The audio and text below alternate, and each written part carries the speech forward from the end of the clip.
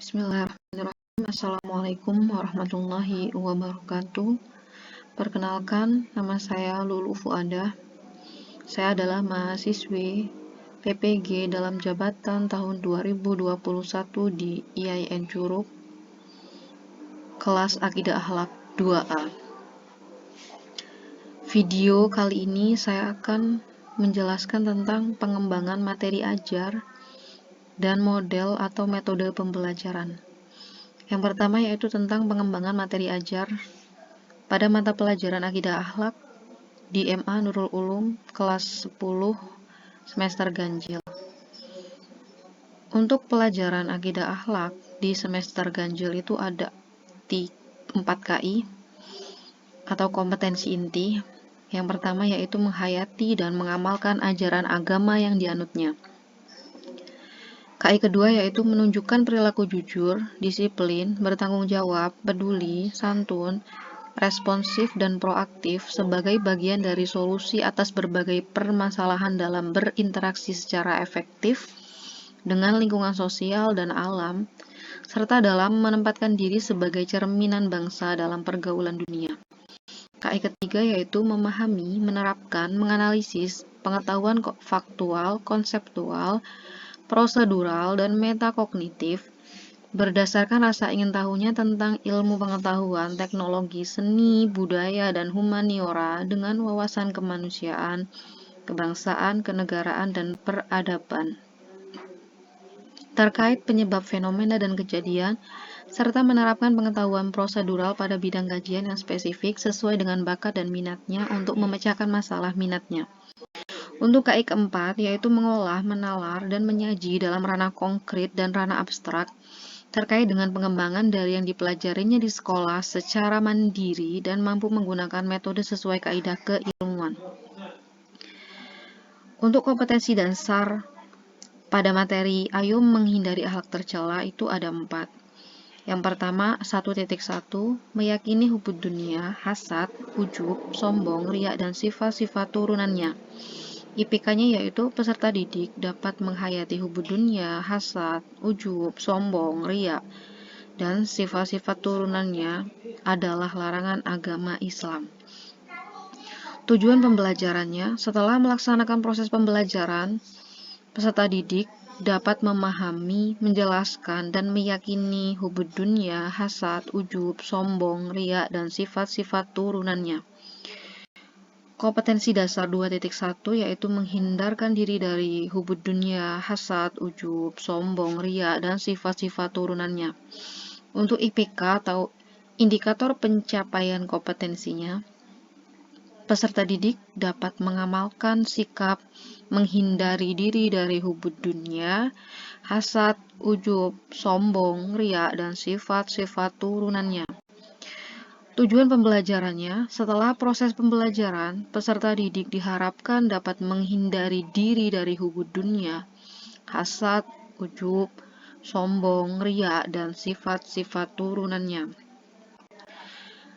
KD 3.1 menganalisis makna, penyebab, dan dampak negatif dari sifat tercela tersebut. IPK-nya yaitu ada 2. Yang pertama, peserta didik dapat menguraikan makna sifat tercela tersebut pada bahasan kali ini. Yang kedua yaitu peserta didik dapat memerinci sebab-sebab dilakukannya sifat tercela. Tujuan pembelajarannya yaitu setelah melaksanakan pembelajaran dan kemudian berdiskusi, peserta didik dapat menganalisis makna, penyebab, dan dampak negatif dari sifat tercela, hubud dunia, hasad, ujub, sombong, riak, dan sifat-sifat turunannya. KD yang terakhir yaitu 4.1 menyajikan hasil analisis makna, penyebab, dan dampak negatif dari sifat tercela, hubud dunia, hasad, ujub, sombong, riak, dan sifat-sifat turunannya. IPK-nya yaitu peserta didik dapat mendiskusikan hasil analisis makna, penyebab, dan dampak negatif dari sifat tercela tersebut. Kemudian peserta didik dapat menguraikan dampak negatif dari sifat tercela tersebut. Untuk tujuan pembelajarannya yaitu setelah berdiskusi, peserta didik dapat menggali makna, penyebab, dan dampak negatif dari sifat tercela tersebut. Yang kedua yaitu tentang penentuan model pembelajaran pada mata pelajaran Akidah Akhlak kelas 10. Tadi sudah kita bahas ya tentang KI itu ada 4. Jadi model pembelajarannya itu menggunakan discovery learning.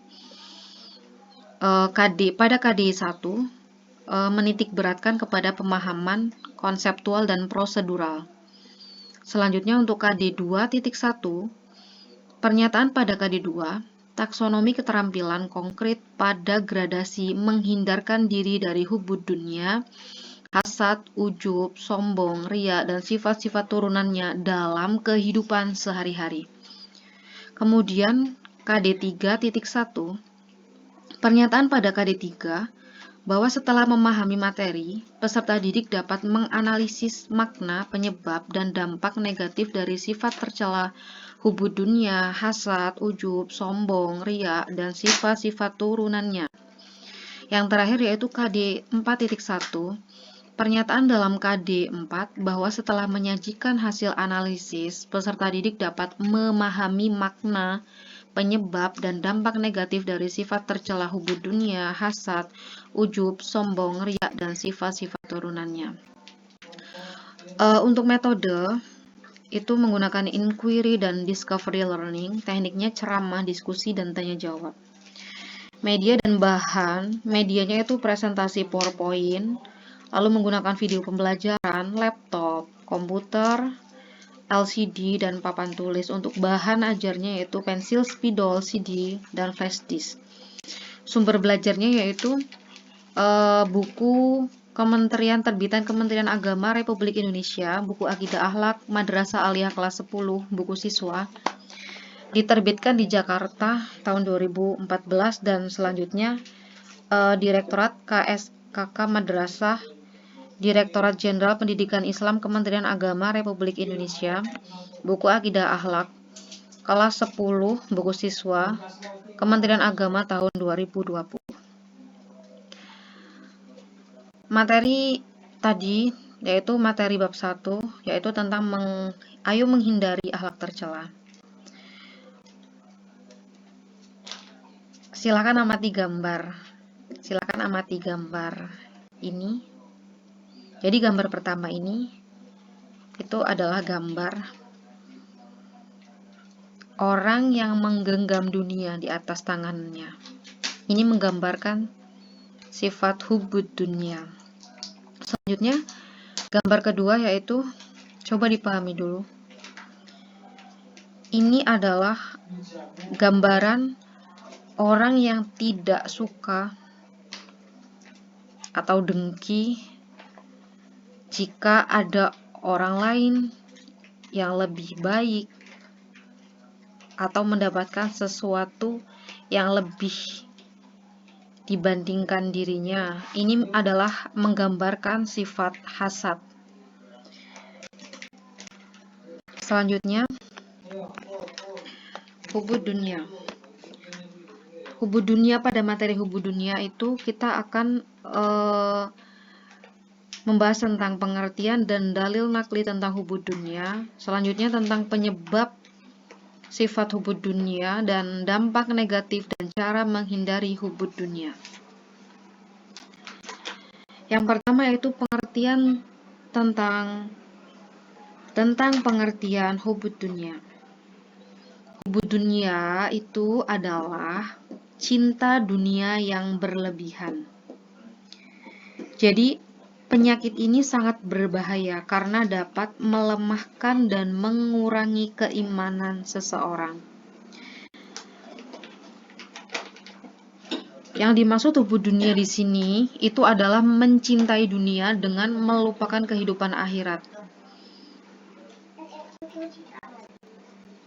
Untuk dalil tentang hubud dunia itu adalah Quran surat Al-Hadid ayat 20. Yaitu bismillahirrahmanirrahim. I'lamu annamal hayatud dunya la'ibu wa lahu wa zinatu wa tafahurum bainakum wa takasurun fil amwali wal aulad. Yang artinya, Ketahuilah bahwa sesungguhnya kehidupan dunia ini hanyalah suatu permainan dan sesuatu yang melalaikan, perhiasan, dan bermegah-megahan antara kamu, serta berbangga-bangga tentang banyaknya harta dan anak. Selanjutnya yaitu penyebab hubud dunia. Di antara penyebab hubud dunia, itu yang pertama yaitu menganggap dunia sebagai tujuan utama, bukan sebagai sarana mencapai kehidupan akhirat. Biasanya orang yang menganggap dunia itu sebagai tujuan utama, itu akan memiliki sifat tercela hubud dunia atau melupakan akhirat. Yang kedua yaitu suka mengumpulkan harta dengan menghalalkan berbagai macam cara. Selanjutnya penyebab yang ketiga yaitu kikir terhadap harta. Tidak rela hartanya terlepas dari dirinya. Selanjutnya yaitu serakah, rakus, serta tamak. Itu adalah penyebab hubud dunia juga.